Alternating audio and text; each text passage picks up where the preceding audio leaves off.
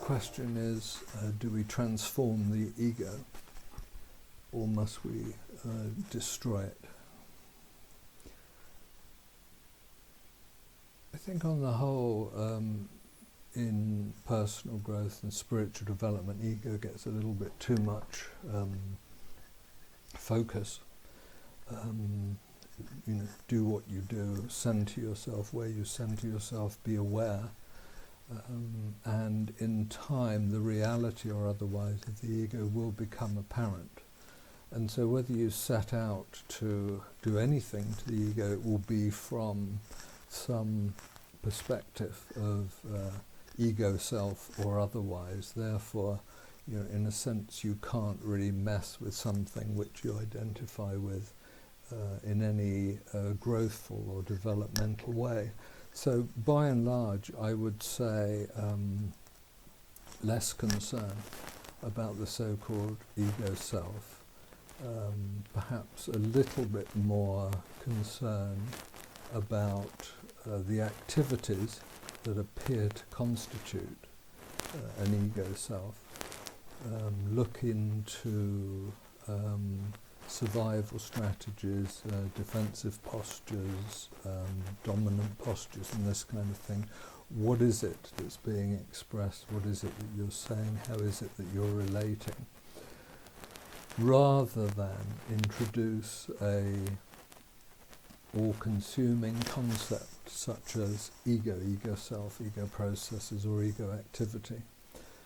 In the Center for Human Awakening, through the 3 stages of awakening, we deal with ego matters piecemeal. In the first stage of awakening, we're concerned with the transcendence of early life conditioning and the survival postures and strategies that make up a so-called ego self.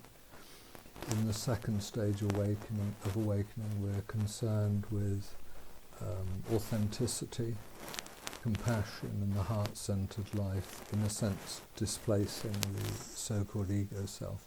And in the third stage of awakening, we are concerned with subtle holdings and clingings and identification with a separate divided self of any description at all. And if you'd like to know more about that, I recommend have a look at my book, Your Essential Self. Take a look at the Center for Human Awakening and the materials that are there, the lectures, the video blogs, the blogs themselves, and the various other writings that are available, because it seems to me that it's the most intelligent way to deal with such a huge issue from the 20th and now into the 21st century, which has taken a hold, which is the self-consciousness of us as identified, separate, divided, and therefore defensive, aggressive beings. This is a kind of definition of the ego state. So a lot more we can say, a lot more I have said about this, but recommend Your Essential Self, my book, for further inquiry, and also the teachings at the Centre for further inquiry into ego matters.